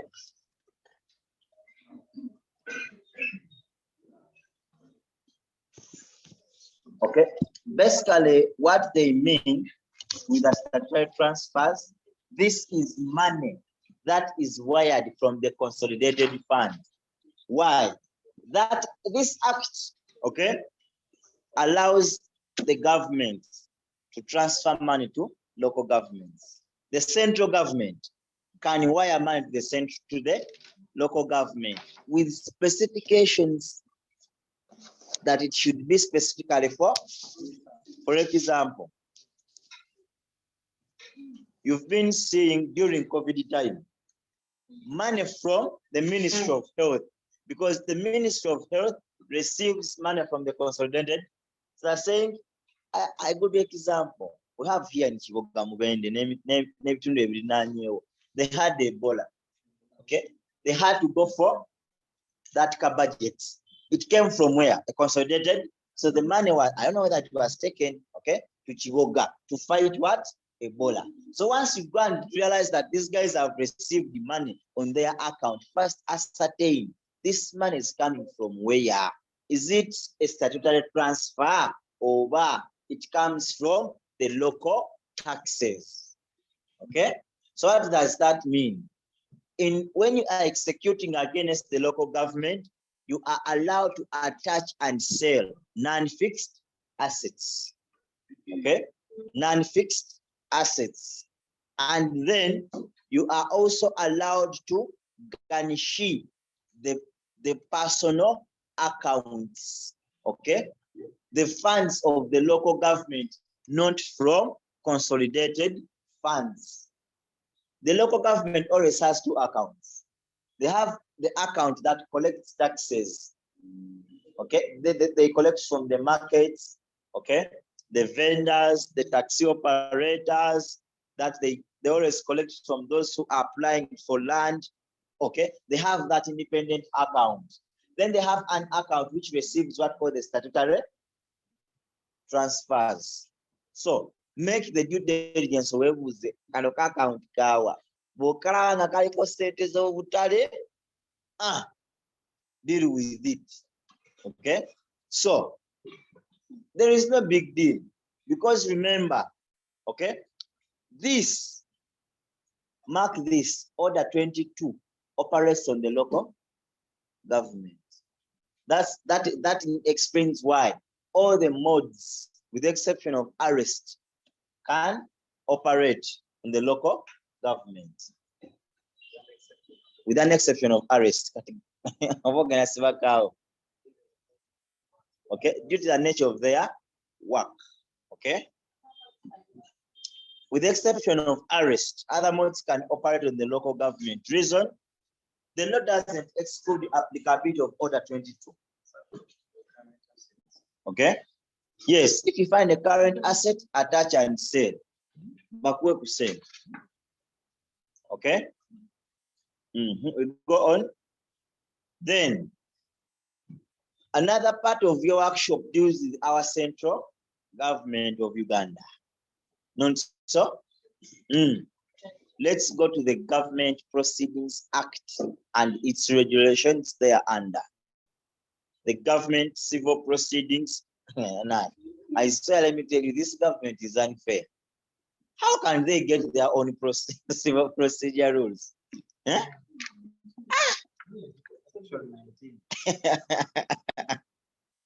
Imagine. Okay. So let's go to the Government Proceedings Act. Okay. Okay. It has the Government Civil Proceeding Rules and the Act. That means munai your government biachi very different. Okay.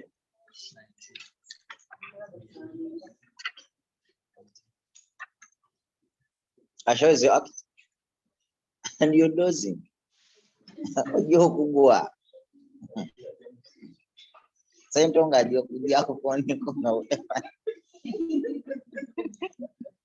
Okay, so let's first look at section 19 of the Government Proceedings Act.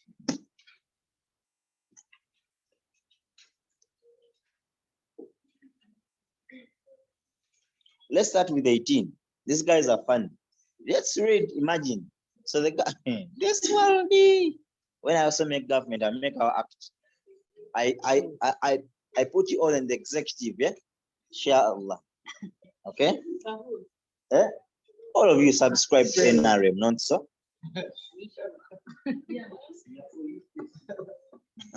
Okay, section 18 says that interest where a decree is for payment of money and interest on costs. So we want to see the government, when you get judgment against it, does it pay interests and costs or not? Because remember, once judgment is entered, we have the decretor sum and the costs, of which we have to go for taxation of the bill of costs. Okay, so let's see. Section 26(2) and 3 and 27 of the Civil Procedure Act, which relates to the payment of interest where a decree is for payment of money, and to the payment of interest shall apply in cases of the government as it does apply in private. So that's the first thing. Okay, section 18, it allows, they're still fair, yeah. Section 18 provides that the government is also subject to payment of costs and interests in all civil matters. Yes, costs and interests. Yes. We are not staying. We're not yet reached there. Okay. Remember, you have a provision that's supposed to, a workshop where they gave you those reliefs. in judicial review, and the government, it sets out to stay. Okay, we go on. Then 19, it says satisfaction of orders against the government. What does that mean? Once, okay, we are looking at section 19 now. Satisfaction of orders. Once you win a case against government, you have a right to enjoy the fruits of the judgment. However, section 19 has some good words for us. It says, where in any civil proceedings by or against the government in any corresponding or analogous to proceedings of the Crown side of the Queen's Bench Division of the High Court in England, or in connection with any arbitration to which the government is a party, any order against the government department, okay, against the government, that's against the AG, okay, against the government department, those are what we call scheduled corporations, okay. Government department or against an officer of government as such. In your facts, you have an officer whose powers attached. You remember those facts? The minister. Okay. An office of government as such, the proper officer of court shall, on an application in that behalf made by or on behalf of that person at any time after the expiration of 21 days from the date of an order, or in case the order provides for the payment of costs and the costs required to be taxed at any time after the costs have been taxed, whichever is later, issue to that person a certificate in a prescribed form containing particulars of the order, but if the court directs, a separate certificate shall be issued with respect to the costs, if any, ordered to be paid to the applicant. What does that mean? That the normal procedure of execution does not apply to government entity or to officers of government. How do we start execution? By obtaining a certificate of, some laws call it a certification order, others call it which name? Satisfaction order. So depending. Okay. So this is the best section that we deal with here. You'll read it in details. But after this, we don't know how do we apply for this order and which laws do we use. So where the act doesn't provide, the rules will always provide also. So let's go to the civil procedure rules of government. Okay, they are known as the civil procedure. That's where the rules. That's this.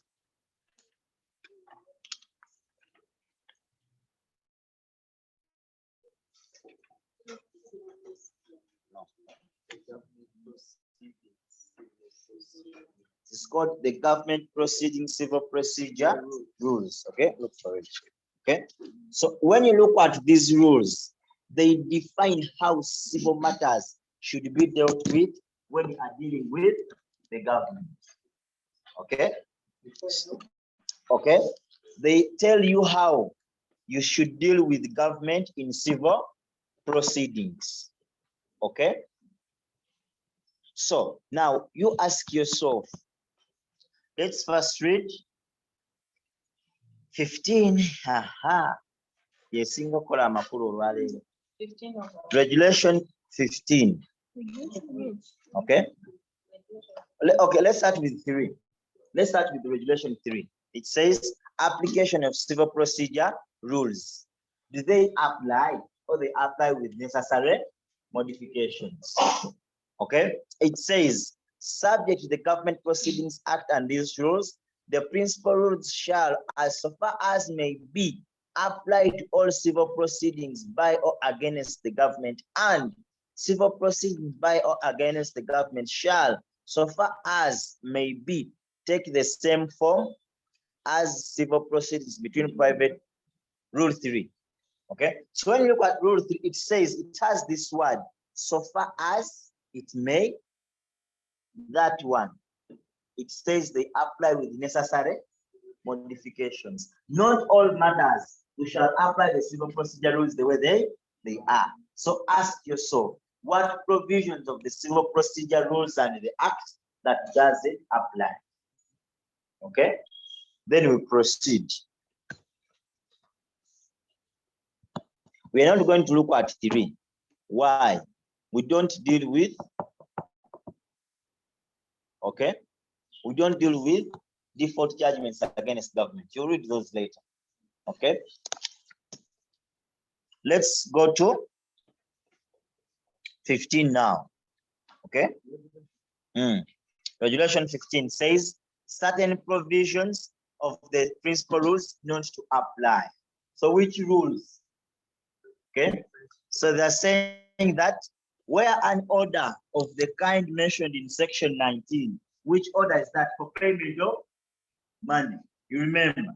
Okay, under section 19 of the Government Proceedings Act has been made, the following provisions of the principal rules shall not apply. 1, order 22. So what does that mean? The entire execution process doesn't apply to government.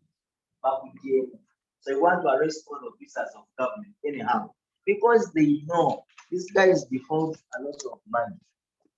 Okay, now some of them, when you get money. Okay, okay, then another one, order 23. Attachment of dates. You can't garnish government officials. Yeah. So they don't want to pay literally. Okay, then 42, receivership. So you don't appoint a receiver against the government. So okay. So order 42 of the civil procedure rules. So what does this mean? Okay, if you see this, the government doesn't own anything. A government is a trustee,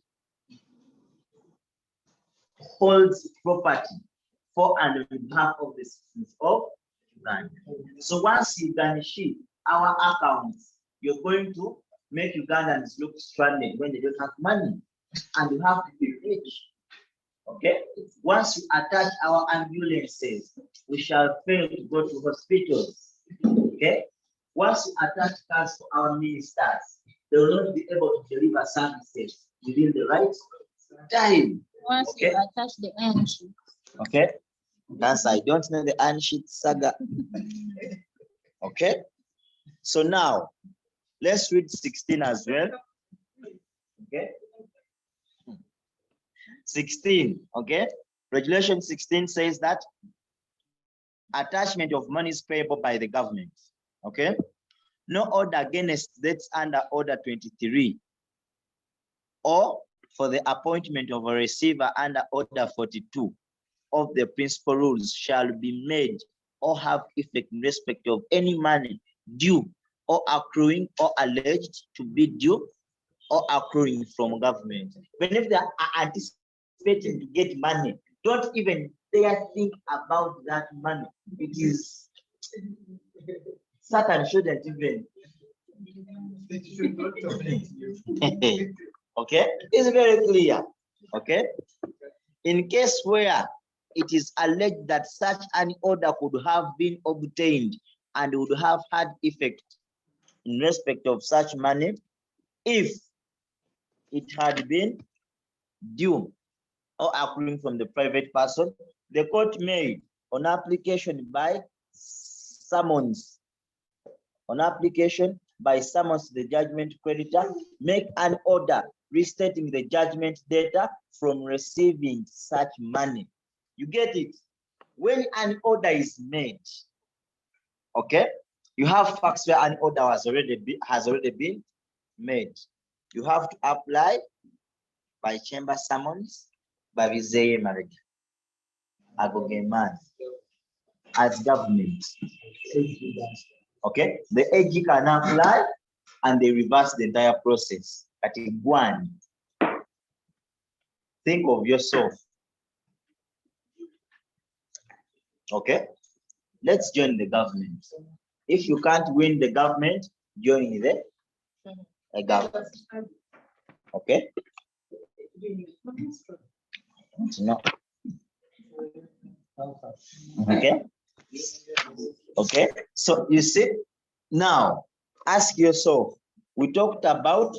Then also when you look at Rule 17, it excludes applicability of Order 36. They don't proceed summarily against the government of Uganda. Rule, okay? Then also Rule 17, Order 36 doesn't apply. Okay? So how do we apply for a certificate of satisfaction? Okay? Rule 14 says that an application for a certificate under Section 19 of the Government Proceedings Act, which relates to the satisfaction of orders against the government, shall be made to the Chief Registrar or the District Registrar, as the case may be. Okay? In case of a magistrate court, to the court. Chief Registrar to the High Court. Imagine taking a civil wali. Chief Registrar. Why? Okay, is an office of government. Okay, it is Rule 14. So now the question is, how do we execute against government? Of the Government Proceedings Act. So the question stands, how do we execute against government? Now, the challenge you still have, you have the challenge of the famous case of Auto Garage versus and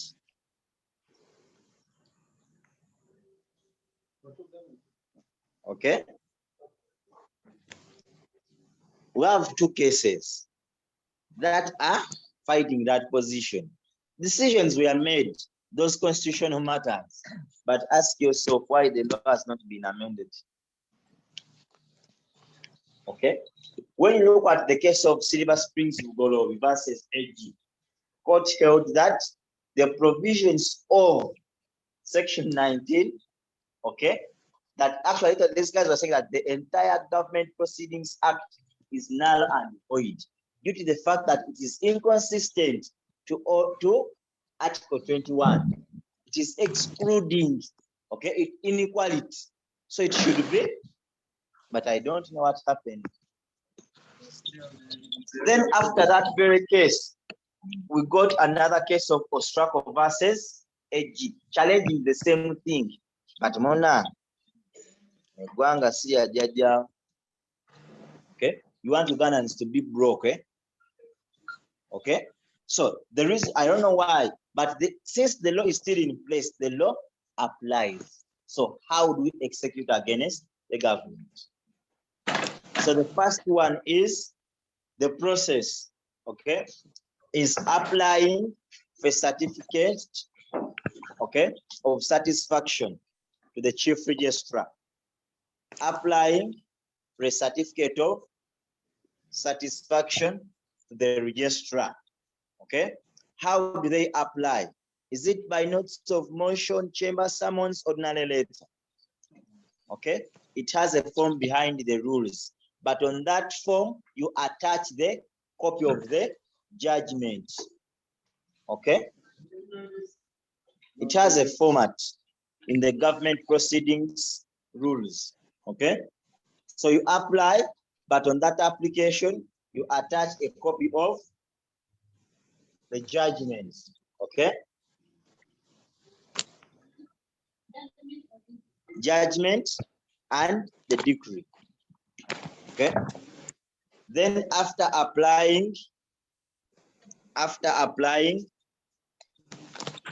the chief registrar, if proved that the decree agrees with the judgment, shall proceed and issue with a certificate. Okay, yes. Okay, after, yes. Now we've said the first step is to apply a certificate of satisfaction. But on that application, you attach a copy of the judgment and a copy of the decree you have extracted. Okay. Then, after you've applied, if you've proved to the satisfaction of the chief registrar, okay, that your decree has agreed with the judgment, okay, a certificate of satisfaction will be issued.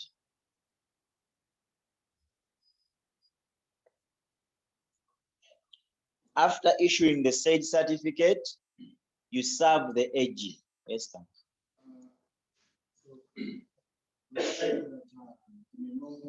Application of execution, it extracts the decree and serve it advance scan for approval. Yes. So in this case, realize that either the government or the government entity that you're going to deal with has counsel. So do you as well subject that means lawyer, or you just go to their legal department?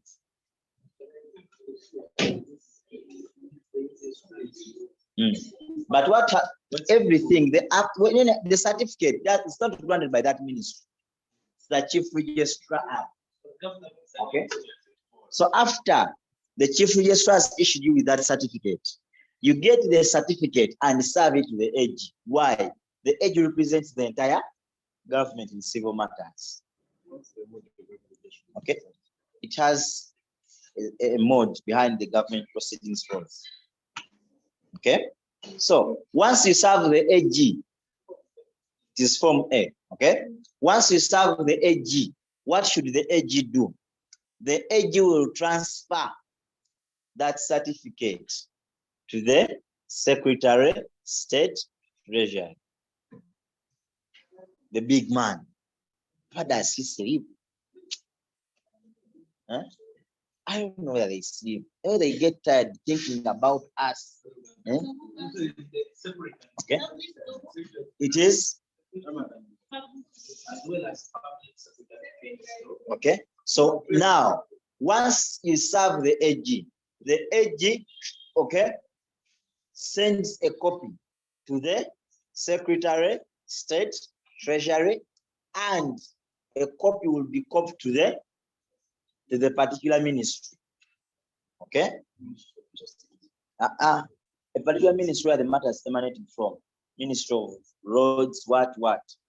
Okay. Yes. To the Secretary, State, Treasury. Okay. Then after that, you wait for your payment. But the challenge is payment is first come, first serve. So for you, you've gotten your certificate today. What one you have from 1952? That's a Suruanda. So for you want to be paid today.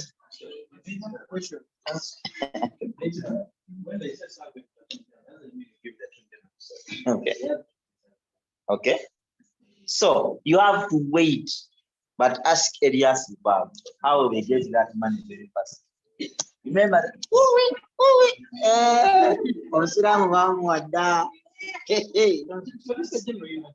Okay. It is different from this.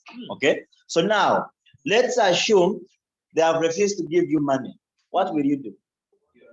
You proceed and make an application for contempt of court. Okay. Reasonable time. Okanga. Yes, they always say that check on us in this financial. No, it's not in financial year. They have quotas. So once they put in that quota and you don't receive, they push it to another quota. No. Okay. So you serve them for contempt of court. Okay. No, actually, it's better before you go for contempt, you first go for mandamus. For them, they do what they're supposed to do. Okay, that's the prudent one. Once you serve them, they refuse to pay. They are tossing you down. Make an application for mandamus to compel them to do what they're supposed. Once they refuse, go for contempt of court. You know what I'm for. I think I could have even know you know we serving omu. I know Sasura sent state secretary. Okay, never kulagako. So you get it. So that's how it is hard to get money from the government of Uganda. I understand now. When you sue for contempt, the contemptor now is arrested under the civil, the criminal. Now in this case, just contempt. What is the rationale of wasting? Because we have to just find money for the client. That's what I'm talking about. Okay. Yes.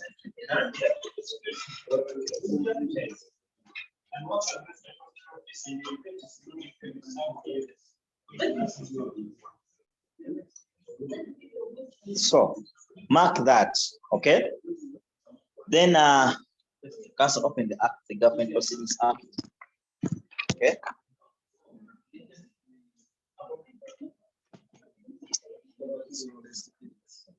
Okay.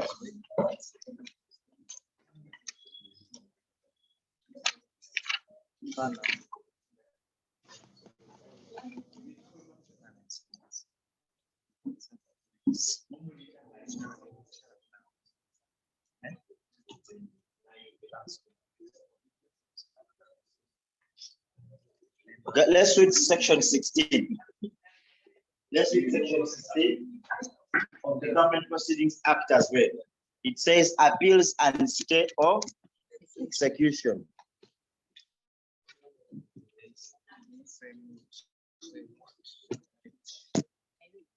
Read, guys. Appeals and stay of execution. Subject to this act, all enactments relating to appeals and stay of execution shall, with any necessary modifications, apply to civil proceedings by or against government as they apply to proceedings between a private person. Okay, so now what does that mean? That stay of execution under okay, ask yourself, does it apply or it does not? With necessary modifications. But remember, the stay you have is under order 22, which does not. So ask yourself, how do you stay execution when they're executing against government? Okay. Okay. How do you deal with it?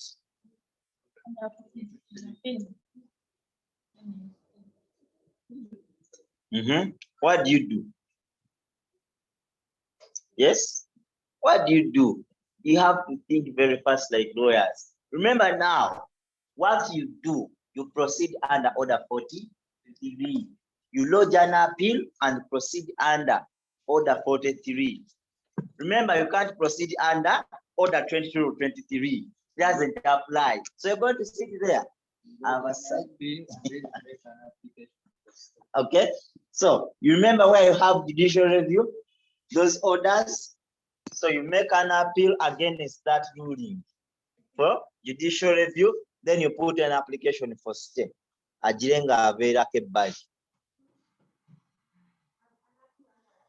Okay, you go for an appeal to the Court of Appeal. Then you proceed under order 43. Stay pending appeal. You lodge an appeal, okay, to the Court of Appeal, okay? Then after, you make an application for stay of execution pending appeal. Why? Don't use order 22. It is excluded from government. Okay, because you see that law is a bit funny. Okay, it says with the necessary, Ojja kusanga legend, a quoting Order 22. But remember, the law that prohibits use of Order 22, it uses the word shall. That means it is mandatory. You don't even have to think. Okay? So you have to come back to the rules. Be a sharp lawyer. Don't be like some lawyers who proceed to the Supreme Court with the civil procedure rules. Okay? Yes, any question before we call it off? Yeah, you can. No, a decision was made against government. But remember, the law relating to appeal applies. Okay? So you go for the law of appeal, then you seek a remedy pending appeal, which is stay of execution pending appeal. Because you can't stay under Order 22. It is excluded. Yes, you appeal and then. Yes, that's.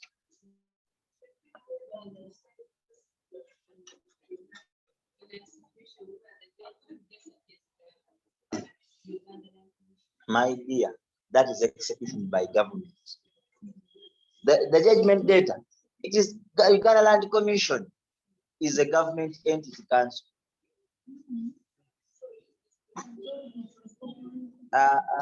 They don't have their own money.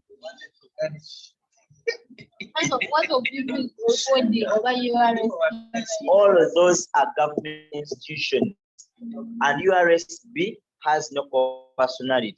You shouldn't. Yeah, you file a memorandum because it's under the Court of Appeal. Okay. Yes. Local government is different. It's governed by Local Governments Act and the Civil Procedure Rules and the Act.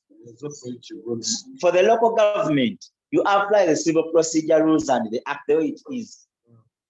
But when it comes to government and its entities, you proceed under the Government Proceedings Act and its rules. That's the distinction. Okay, yes.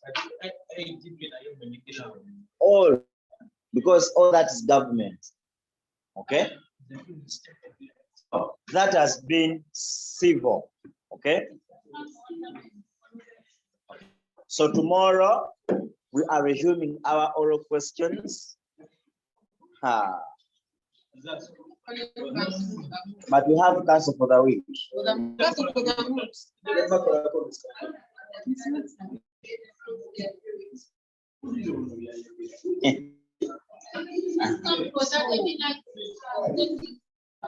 Okay, we shall harmonize on the weekend program tomorrow.